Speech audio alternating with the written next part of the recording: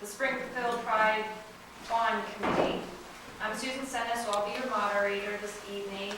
There are refreshments available if anybody wants to help themselves to coffee and cookies. We're going to make sure that you get the most information you can in a short amount of time. It is snowing outside. I'm sure everybody's going to want to get home to their families. So I'm going to introduce our panel. We have Jeff Davis, who is also a member of the Bond Committee, John Shanke, who is a school board member, Karen DeTillo, who is a parent and a member of the Bond Committee, and Patty Gibson, who is our township fiscal officer. Today's topic is to discuss the 2.5 mil levy that will be on the May 7th ballot. So I'm going to go ahead and turn it over to Jeff Davis. We are going to try to limit questions to 5 minutes, question and answer to 5 minutes after everyone does their small presentation. And if we can limit it to one question, there's not that many people here, so I'm sure we can open it up to more questions than that, just so they can make sure everybody has an opportunity to discuss and get their questions answered. Okay. Thank you. So if we get maybe some of the lights turned down a little, might be easier to see.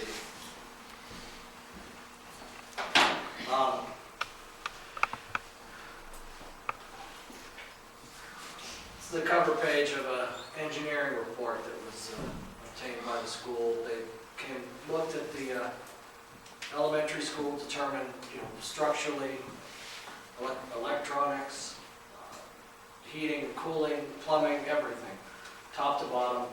What was the school good at? What was the school bad at? What were the problems that needed to be addressed? Some immediately. What were ones that could possibly wait? As many of you know, this school was built in stages. The heart of that school was built in 1923. It's built on a wood frame. Just to give this some context, when that school was built, Lennon was still in charge in Rome. Louis Armstrong was just recording his first album. Yankee Stadium was opening. The Hollywood sign was just going up. Roy and Walt Disney were founding Walt Disney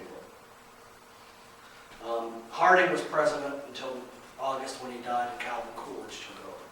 And this is when the school was built, to give it some context to how long that school's been there. There have been additions over the years, but as with anything like that, they've been cobbled together, but still around a heart that is basically made of wood, and you'll see some of the photos. The engineers came through and assessed it in certain 5 specific areas. Health. Now, 0 is the best score you can get. 15 was the worst, including serious health safety hazards. The school got an 11, very inadequate.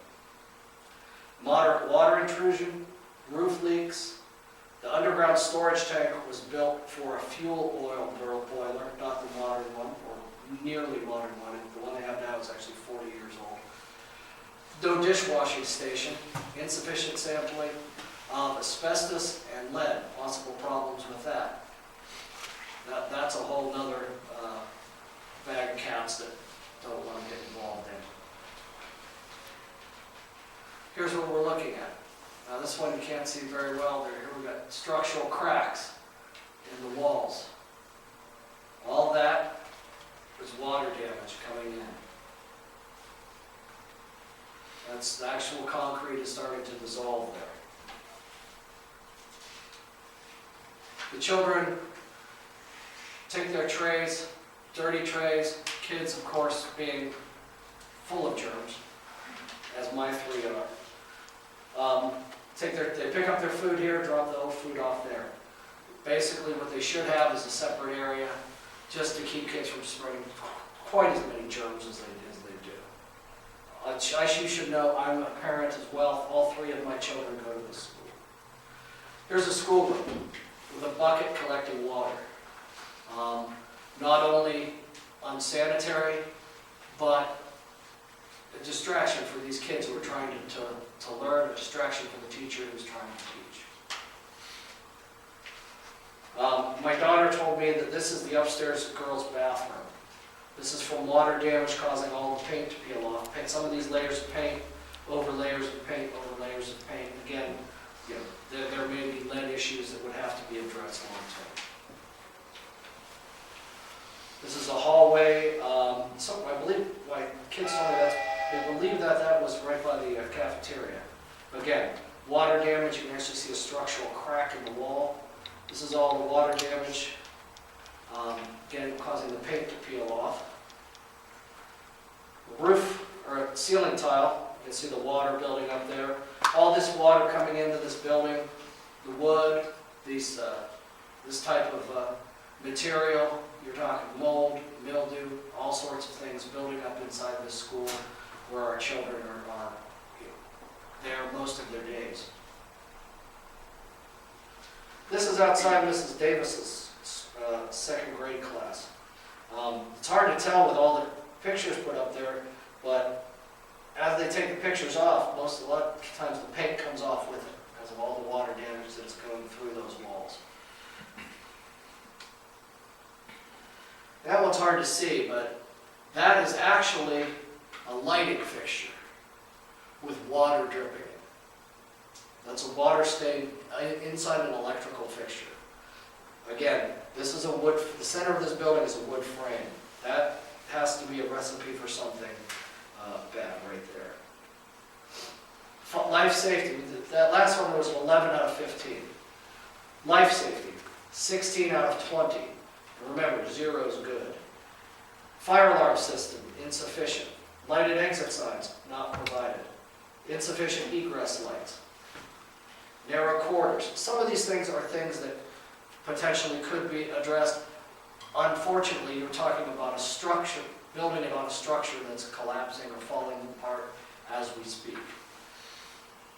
Classroom doors extruded into the corridors. These are things that can't be fixed without tearing the building down and starting over, and that is, we're talking more expensive than these options that we're trying to convince people is probably the best way to get this addressed.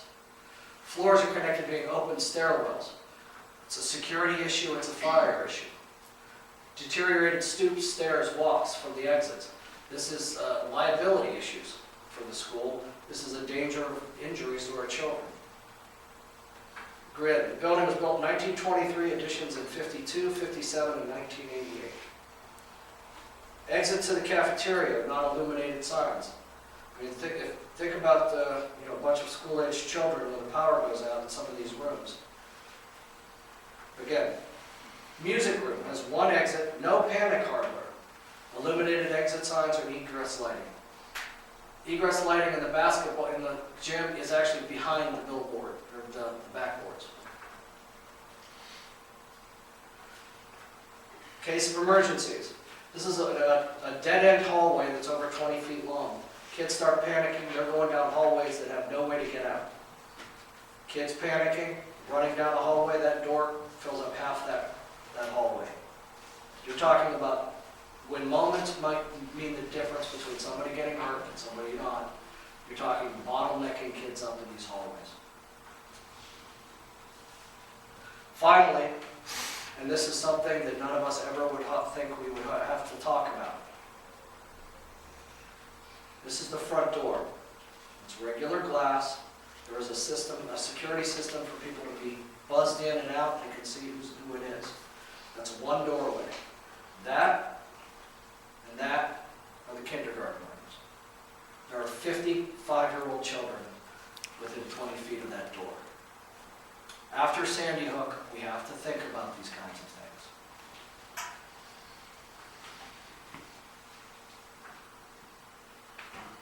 Finally, or not finally, but most strikingly, structure.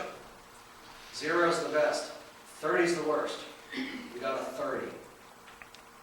The original building is wood frame, 89 years old, 2,100 square feet. Some of the framing is exposed, exhibits damage from water infiltration.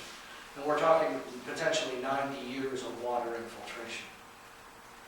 The exterior masonry walls are in very poor condition, widespread cracking, out-of-plane displacement, corrosion of steel lintels, restrained expansion of brick, corrosion of the steel reinforced concrete slab over the old coal bin. The building, when the building was built, they built it over a coal bin. It was heated with coal, then oil.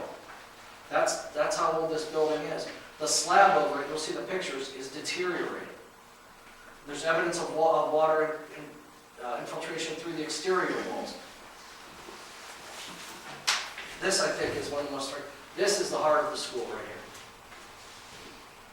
Wood framing, wood decking. That's rotting. That's right at the heart of the school. Water damage to exposed wood framing.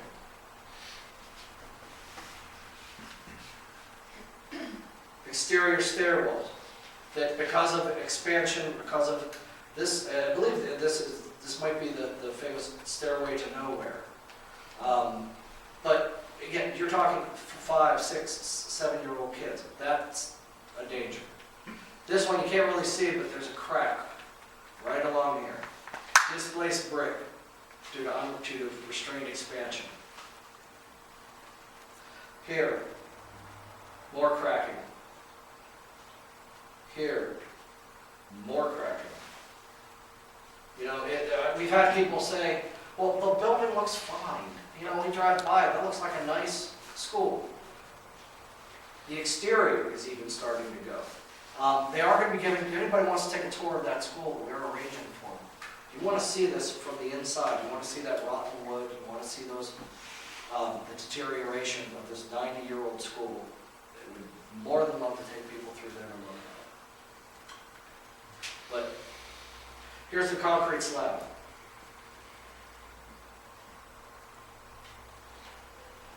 The reinforcing is going. This is over an old coal bin. There's more, this is in the gym. Water infiltration, you can see the cracks right there. And paint will cover it up, but it'll always keep coming back because the water keeps coming in. That's the floor. Now, I don't have my protractor, but we're looking at probably a couple degree buckling there. I mean, that's the floor. That's the support for the building. That's buckling. There's not much you can do to fix that. Again, buckling in the floors. More water damage. You can see it all along the walls, into the ceilings. Again, you can see the water damage. But also, because the building has been expanded, you've got areas like this. How do you get in there? Seriously, how do you get in there to fix something if something goes wrong? And you've got these little areas. Here. Because of the running, the space is so limited. I don't know this for certain, but I'm going to guess, just based on how it looks. That's one of the restrooms. That's the other restroom. The space in between, they're using that for storage. You know, this is. It looks like reams of paper back here because there's no other places for storage that, you know, you can't, other than sticking stuff in hallways, which is a danger. But I mean, that is concrete. That is concrete that is falling apart like that. Again, just rotting away, falling through. These are gas lines, water lines.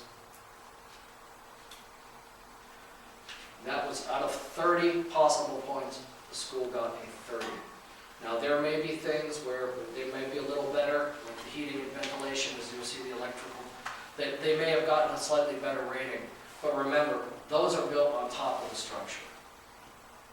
You can always, you know, you can have all the wonderful electrical you want, but if the wall that electrical is attached to is degrading, that electrical is not worth a thing. Heating and ventilation. Piping systems are failing. Valves are corroded and inoperable. Again, water damage over 90 years. Temperature control systems are not reliable. Boilers were installed in 1975 and 1988, exceeded their service life. Primary boiler shows extensive corrosion around the base of the casing. The facility has difficulty overheating during the mild seasons. General exhaust systems are inadequate. So basically the exhaust from the heating systems are not getting out of the school like they should. And there's no air conditioning in this building with children. And so, you know, they're not there in the heat of the summer, but it does get warm some of those days when you have that many kids packed into those small classrooms.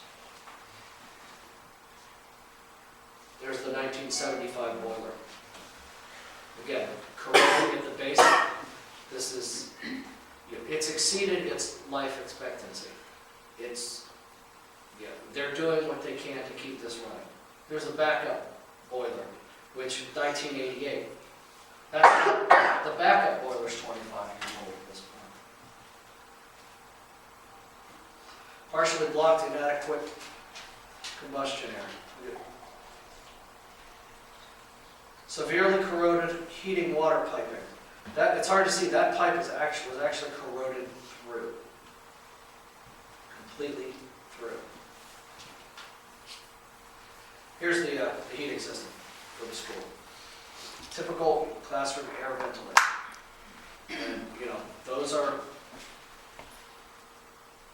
not the most reliable, not the most efficient. Again, we're spending money heating, cooling, powering a building using technology that is in some cases 40, 50, 60 years old. That's wasteful of money. That's wasteful of the taxpayers' money. Heating a school like this, the money that has to go into that is money that could be saved. There's a thermostat. That's actually a thermostat right there, peeking out behind the bookshelf right there. There's some more of the water pipes. Of course, the bucket catching the leaking because it's all corroded. Again, look at the concrete back here. Again, another bucket here catching water. Rust drips. This is 90 years worth of corrosion. Any building's going to get some water in it, but this is 90 years of water. Look at this. This is your concrete, this is your piping, and this is how the water and heat is distributed throughout the school. And it's 40, 50 years old. Another good, best picture, but again, corroded pipes, corroded concrete. Electrical, again, poor. This was the best grade we got. Our best grade was a poor. Standing water present in front of electrical panels, there is water coming in that building. And again, even if you can put in electrical, you could put in new piping, but the backbone of that school, the concrete, the steel, the base of that building is deteriorating. Extension cord uses. This is an elementary school. We've got to be extra careful with children. You've got places where the outlets are so far apart they have to run extension cords in. Non-GFCI receptacles at sinks, water coolers, or kitchens. Most people have those in their own home for their own protection. We don't have these in the school. Emergency lighting present, not to current standards. Storage in front of electrical panels. Walkways where lighting is inadequate. In addition to this kind of stuff, you're also talking liabilities and insurance and things like that are additional charges that the schools, the district's eventually going to have to pay for potentially. Again, saving money by reducing that liability, maybe reducing the insurance because you're getting rid of the liabilities. Electrical looks good. Main electrical equipment, fire alarm. Now, extension cord usage in the mechanical spaces because the electrical is not up to standards. Usable extension cords in classrooms because of the way the classrooms are built. They were built before televisions and computers, or use of televisions in schools. Computers, all of the technology that our kids need to learn on, these classrooms were not built for that. Here's a corridor with adequate lighting. Here's our emergency fixtures. Again, as good as this is, it's still not up to the code. But as good as this is, that's what's above it. Water damage coming in right there. Water coming in over an electrical box in a wood-framed building. If that's not a recipe for a problem, then not much else is. You've got water damage coming right in over electrical. Again, water damage coming in. You can see that right here, here. And you can see the way things have had to be cobbled together over the years. This was a building that was not built for a modern school, for the modern way in which we teach our children using computers and video and smart screens and everything else. This building, at the heart of that building, I said, is 90 years old. The newest part of the building is 25. Here's what we're looking at. Health. Out of 15, 11. Out of 20, 16. Structure. As bad as it gets. 30 out of 30. Heating and venting. 13 out of... The only one that was in the single digits was electrical, and that still rates as poor. Out of a total 100 points, you got 75. 3/4 the way to complete health and safety violations. Moderate water leakage throughout the whole building. Roof leaks. Fire alarm system insufficient. Lighting exit signs not provided. Insufficient egress lights. Original building is a wood frame construction. 89 years old, 2,100 square feet. Framing is exposed, exhibits damage from water. Exterior stairway unprotected. Standing water in front of electrical panels or equipment. Somebody has to go in there and fix that, they might be standing in a puddle of water. That's the report.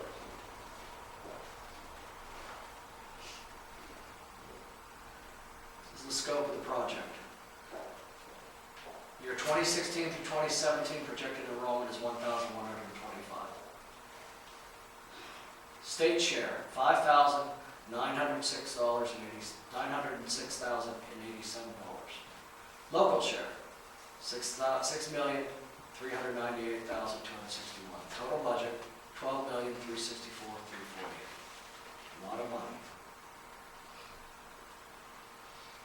All these documents are available on the website. Anyone wants to look at them. Here's the breakdown, all the costs. One thing I want to leave have you look at before, it's a little hard to see on this. Here's all the costs. Heating system, roofing, ventilation, electrical, plumbing, structural foundation. These are all the costs that would go into fixing the building. And again, fixing a building, the heart of which is 90 years old, and which has been cobbled together on 3 subsequent extensions. The cost to fix the building, $6,400,000. It costs more to fix the building than it would to pass this levy, have the new building built with the state putting in almost half. Thank you, Jim. Well, we could open up the floor for questions. I had one, and that was, it said the music room, there's no panic hardware. What is panic hardware? Do you know what that is?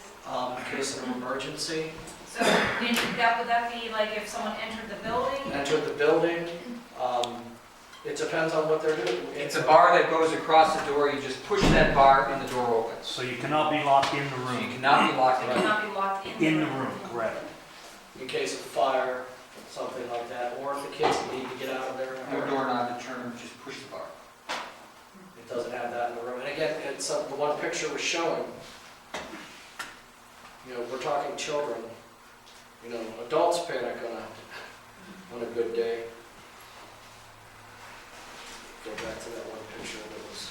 Every exterior door in the school building, if you go into it, every one of them's got panic hardware, so at no time can you be trapped in that building. You can get out of that building at any time. That's state law or Right. federal law. Here's the one, some of the issues kind of like that. Somebody does get in that building. That's probably about a good 60-foot dead end. Right. Those kids panic, they run that way. 20 feet, you can turn around and go back. 60 feet, you're stuck. You have kids running up that hallway to get out for a fire, whatever, an intruder. That door's going to bottleneck every kid up. That's going to slow everybody up. They're going to be trampling and anything else. These are safety concerns. These are why schools are built differently now, because of situations like this. One unfortunately, something we have to, these days, it's something you have to consider. Anybody ever have more questions for Jeff?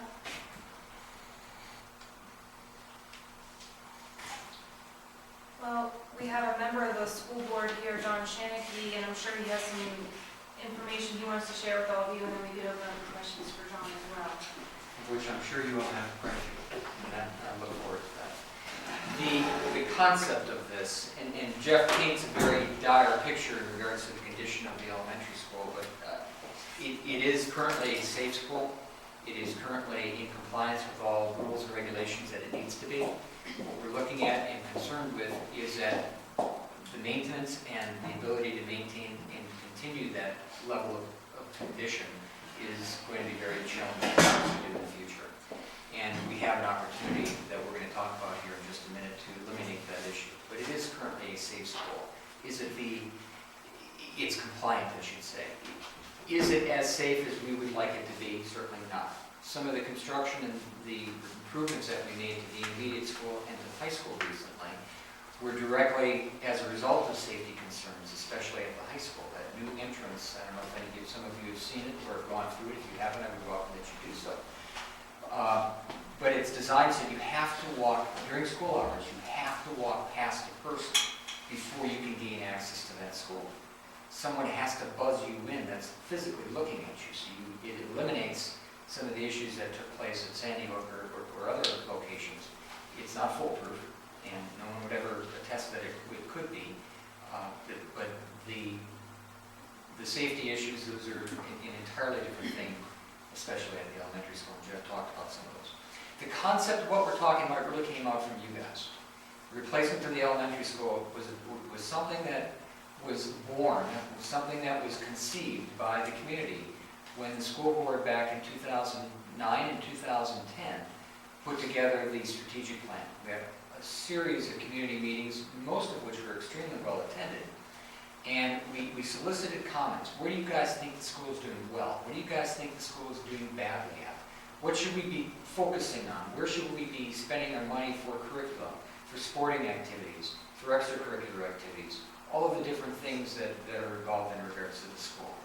The result of all of those meetings were a series of, it was essentially a strategic plan that was put together. There were a whole series of different things. We wanted to ensure that we were maintaining fiscal responsibility because this community and this school district historically has been extremely fiscally conservative in how it spends money. The second thing we wanted to do is ensure that we were maintaining our academic excellence. The last, Mr. Snyder, you may know that number better than I do off the top of my head, but I'd say for the last 10 years, Springfield local school district as a whole has consistently been an excellent rated school district. That has not happened before. There are a few other school districts in the county that have maintained that level of consistency, but they all have not. At times we've become individual school buildings where we've had excellence with distinction, and those are very high credibility ratings that the kids and the staff and the teachers earn by virtue of the work that they do in the product that is being produced. But essentially, again, that short-term or that strategic plan came out with fiscal responsibility, maintaining the academic excellence of the school district, and we decided we needed to do a couple other things to include the facility improvements because there's a significant desire to increase the size of the band room, which was in great need of expansion. There are other improvements. All of that had in fact been addressed as part of the ongoing expansion and the renovations at the high school and the intermediate school. The last thing that came out of that strategic plan process, and again an idea that came from the community, was the recognition that eventually, and the concept was in the next 5 years, that the elementary school would need to be replaced because of its age, because of its condition, because of the increased number of kids that are coming into the district, and especially at the elementary level, that the community seemed to recognize that that was important. The school district knew, though, and the board realized that's not something that's feasible at this point in time. We can't afford to replace it. We did not think it was necessary to go back to the taxpayers and say, we want more money to replace the elementary school at your nickel, because we didn't think it was that bad, we didn't think the need was that significant, and we did not believe that it was an appropriate request. We did go forward, however, and did the other improvements to the high school and the intermediate school, predominantly by virtue of the comments that came through from the public in the strategic plan process, because that was an immediate need. That's what you guys told us you thought needed to be done now, and we did it. And we moved forward and we implemented it. And that's now almost completed. About a year and a half ago, not quite, a little bit more than a year ago from right now, the state of Ohio came out with a different program. You guys remember, 6, 7 years ago, the concept that was presented to the Springfield Township and the district as a whole was replacing all of the school buildings in one lump sum. That levy came and went 3 times on the ballot. I personally voted both for it and against it. One of my greatest problems that I had with that concept was that I had a very difficult time replacing a school building that had not yet been paid for. And at that time, the intermediate school had not yet been paid for. It is not, but it had not back then. And so we would have been paying for a building that had been demolished. And I had great problems with that. I'm not saying that the program wasn't a good program back then. It was what it was. But the community rejected it because the community did not believe that that was a good use of taxpayer money in a need that actually needed to be placed. But again, that brings us back to about a year ago from now.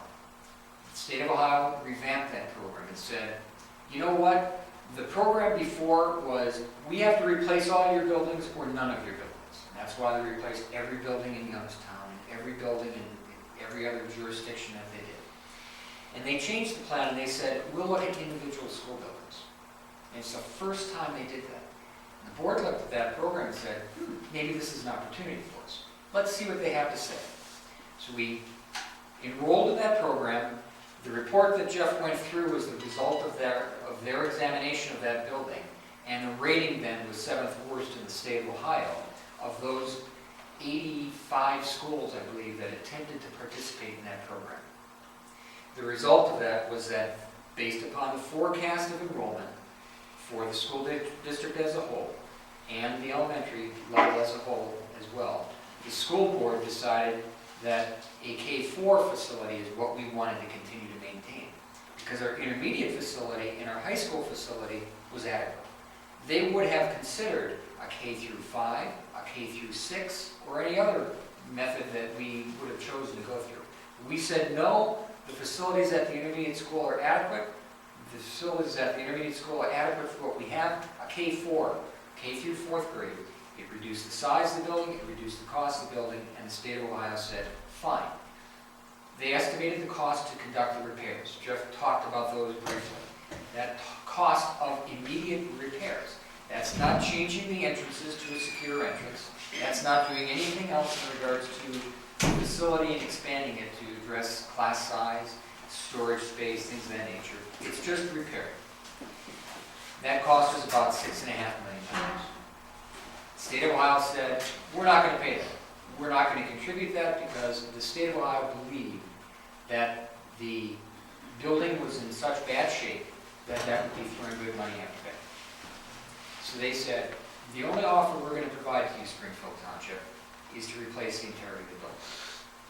We will contribute 48% of the total cost to replace that building, but you guys have to approve 52% of the total cost to replace that building. And they gave us 1 year, which brings us to July 2013, at which point in time, if we don't come up with the 52% that's necessary, then the offer lapses, and that money that was otherwise allocated to us will be reallocated to some other school district on that list. It may never be available to us again. With the budget restrictions that are taking place in Columbus, who knows if it ever is going to be available to anybody. But one thing I can say for absolute positive certainty, and my wife tells me when I say that, I'm being an idiot, because I'm an elected politician, even though I don't feel and think I'm a politician. She says I'm an elected politician. When a politician says you tell somebody something with certainty, it immediately tells them I'm lying. That's what I'm told. But I'm telling you with certainty. You will never see a 48% contribution rate if this program is ever offered again. If the program is offered, it will be at a lower contribution rate, and I will tell you why. Springfield Township, in the last time we went through that round, we were offered a 65% contribution rate. That contribution rate is based upon the wealth of a district as compared to every other district in the state of Ohio. So I'm not suggesting Springfield Township got wealthier in the last 7 years. I'm suggesting Springfield Township, in comparison to every other school district in the state of Ohio, became wealthier. Everyone else got poorer, as well as us too, but everyone else got poorer, which resulted in taxes going up. When our reassessments took place last year, some people, my taxes went up just by virtue of the reassessment that took place, which takes place every 6 years. So my guarantee to you, as I said, my wife criticizes me of and for, is that if we see this program, and if this program is ever offered again, it will never be at the same 48% contribution rate, because we are becoming wealthier.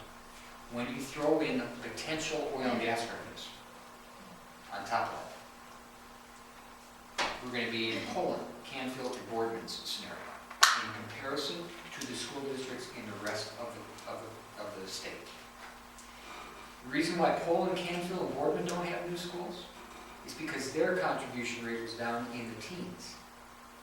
For the same program that we were offered at 65 cents on the dollar, those 3 districts were offered at about 17 to 18 cents on the dollar, and they declined it because the dollars are so different. That formula is how all state funding for schools in the state of Ohio are maintained. The dollars we get for every student are based upon the wealth of the district. So Springfield Township gets a different rate than does Poland per student, because Poland is a wealthier district. They can afford it more than we can. We get more money than Poland does.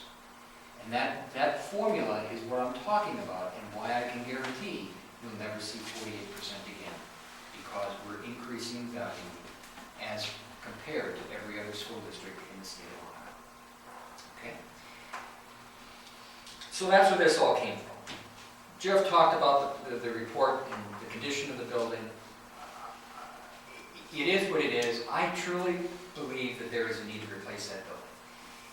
We are not going to have an opportunity, if you look at the economics and consider the economics, if we don't replace it now, does that mean we're going to have to wait 10 years? Can we make the building limp along for another 10 years? I would stand up here and say, yeah, sure, we can make it limp along for another 10 years. But then it's going to cost you 100 cents on the dollar to replace it. And the cost at that point in time is going to probably be $20 million because of inflation and everything else that takes place. So instead of replacing the school building today at a cost to local taxpayers of $6.3 million, $6.4 million, $2.5 million, we're going to essentially mortgage the costs into the future because they're going to be exacerbated. This is a great economic opportunity for us, one of which will not be repeated. And that's why I think it's important. That's why I think this isn't a slam dunk decision for anybody. These are tough economic times. There's a lot of people out there in this township which are hurt. There's people on food stamps. There's people that go through and seek and take food from the church organization that distributes food. This is not an easy decision for anybody. And I don't fault anybody for saying, no, I just can't afford it. But I know when my kids, or when my parents, were asked to make a sacrifice for me when I was just a little shaver, they made that sacrifice. I know your parents made sacrifices for you.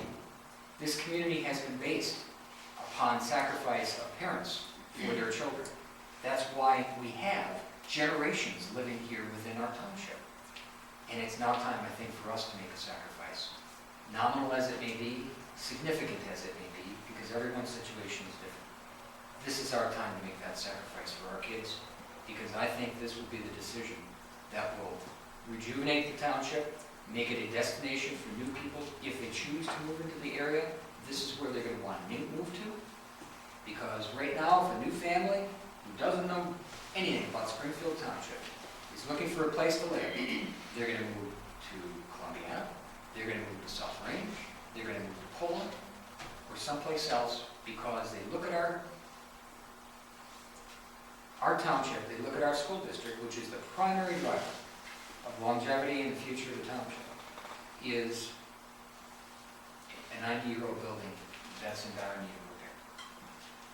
And I think it's important to let everyone realize and know that we are rekindling our enthusiasm for our district, for our kids, and for the township. I will tell you now, not as a school board member, but just as a parent and as a township resident and a taxpayer who lived there now for about 18 years. When I moved in, I bought the house, Don Kayaz's house. It was the first house I lived in. I don't know if anybody remembers that house. You paid it, but that house was built in 1864, I believe it was. It was very old, but it's still standing. It still was functional. I didn't have any problems living in it. I had to do more repairs. Yes, an old building is more difficult and sometimes more costly, and that doesn't mean it should be torn down. But I know at some point in time, that house is not going to live. And there's a difference as well between educating our children and providing for them the opportunities that we expect and we need to provide to them so that they're successful in their lives versus a house that I live in for my personal comfort. There are a lot of century homes in Springfield Township. I'm not suggesting any of them should come down because I lived in one and I loved it. But there's almost only one century school building, and I think that one has met its day. And I would ask you to seriously consider and support the 2.5 mils. Now, total cost, as we talked about, was $12.3 million. The state of Ohio comes up with 50 or 48% of that. We have to come up with 52%. The levies that are on the ballot in May are for 2 mills, which is going to be for 37 years for construction funds. That will cover everything for the construction costs for this school for us, including the demolition of the existing school building, of the elementary school. If anyone wants to talk about that, I'm more than happy, but the building will be demolished. The extra $0.5 mil is for maintenance levy for 27 years. Part of the tag that the state of Ohio puts on this program is that for them to give us the 48%, we also have to come up with a $0.5 mil maintenance levy so that they can be assured that the money that they're investing in our community is going to be maintained. That the building that they're helping to pay for is going to be maintained. So they require that we also pass a $0.5 mil maintenance levy. That brings the total amount that we're seeking to 2.5 mils. 2 mils for 37 years, $0.5 mil for 27 years. Or I'm sorry, 23 years, I stand corrected. Total cost to taxpayers for every $100,000 of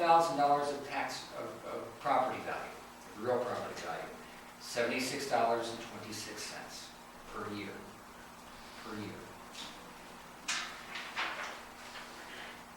I could talk more. That's not the purpose of my discussion. I would welcome whatever questions you may have on any subject of any nature relating to our schools. Anybody have any questions? I don't have a question, I do have a comment. It really doesn't mean anything, John, but the middle school at the time of the state furnish everything was going to be remodeled. It was not going to be torn down. It was going to be consolidated into the new pod, but it was going to be remodeled. Okay. Secondly, I don't know how many people watch television. I don't watch a whole lot, but there's a commercial on there, Ram Oil commercial, about people who don't replace their oil filters when they change the oil in their car. And it's pay me now or pay me later. And how many people in here tonight would like to go up to the TikTok gas station and pay 52 cents for a gallon of gas? That's what they're telling you they're going to do. It's going to cost you 52 cents for a gallon of gas.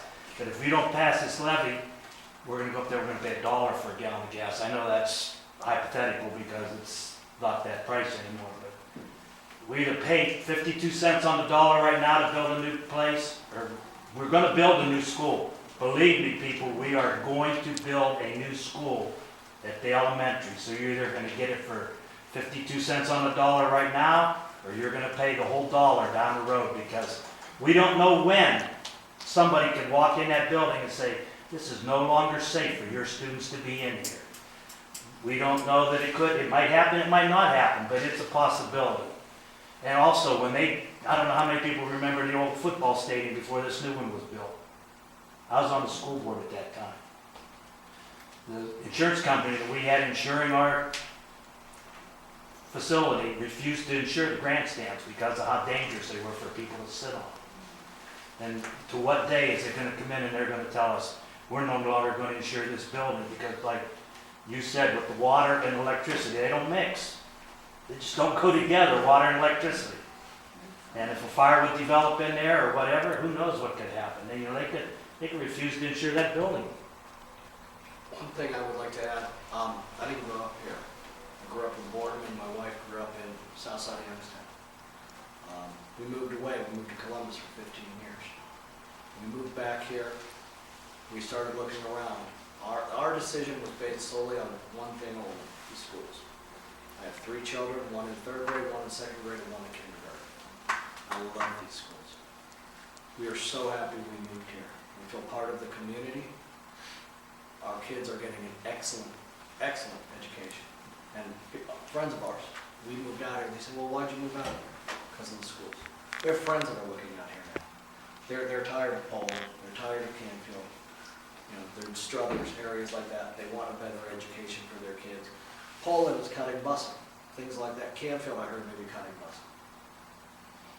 busing. We moved back here because of the schools.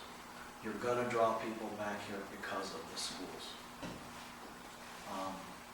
But in a building like that, with those problems, and that's not built for the 21st century. At the time that building was built, it was built on the technology of the 19th century. Any more questions for John? I'd like to introduce Karen Patillo. She is a member of our audit committee. All right, it's time to show me the money.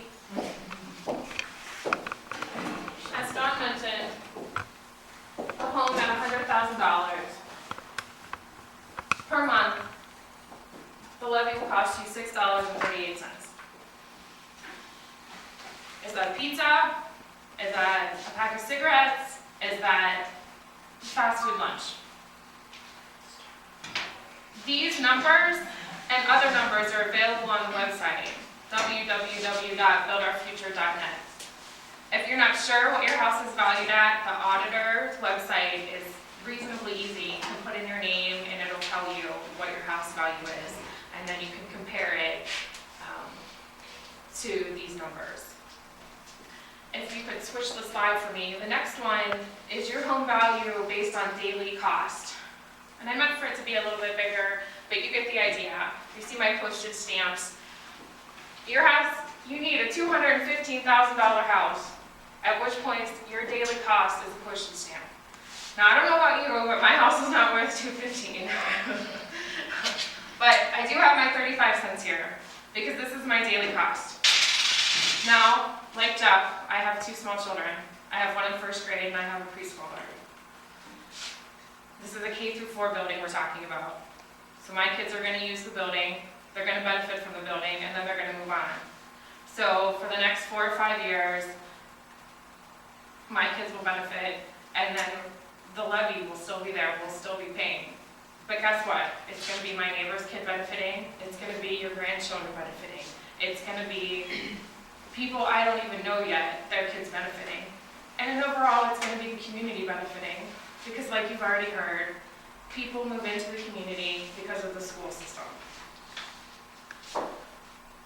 I'm not going to talk super long here, but if we move to the next slide, I want to talk about effective tax rate.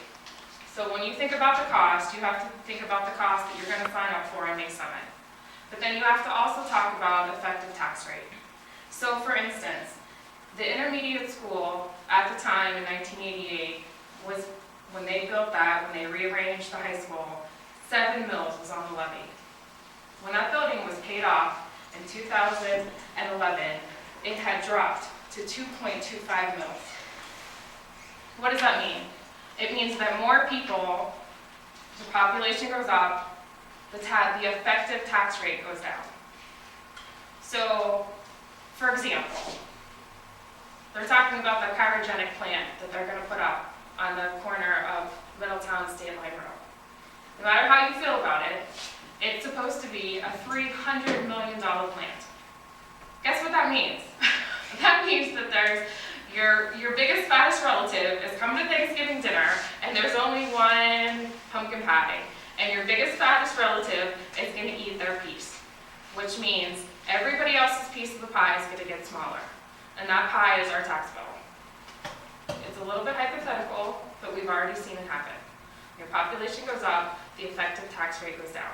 You're never going to pay more than you're going to pay on May 7th when you vote yes.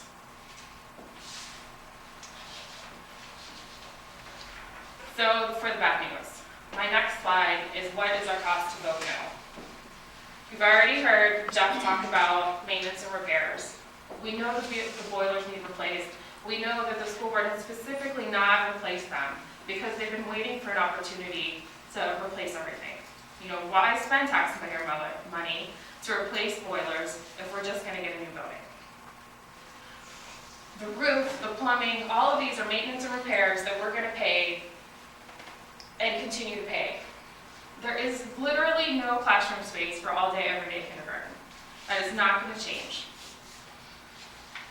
The front doors, as Jeff illustrated for you, there's no auditorium in the elementary school. All of the plays and programs that the elementary school kids, they have to come up to the intermediate school. They have to juggle schedules and calendars. I didn't know this until recently, but of the 2 bathrooms, there's only one handicapped accessible in the elementary school, and it's on the 1st floor. Those things are not going to change. The cafeteria size is not going to change. Age is a funny thing. My birthday's on Saturday, so I can say this. It only goes one way. Okay, that building is not going to get younger. It is only going to get older. Now, again, I know I meant it to be a little bit bigger, but if families choose other locations instead of ours, and we talked about that effective tax rate, if our population goes down, that means there's less people to eat the pie and your piece gets bigger. I don't think realistically that's going to happen. Springfield is a fantastic place. I didn't grow up here either, but I love it, and I love my children are growing up here. It's something to think about. You know, as John said, it's a decision, it's a financial decision that each of us has to make. But I'm hoping, after hearing all of the information out there, that you can see that this is a responsible financial decision, and that's why we're taking our time and effort to bring it to you. So I thank you for your time. I have one question. If the levy does pass, do you know when demolition and or breaking ground would be proposed to happen? Well, there's an extensive process.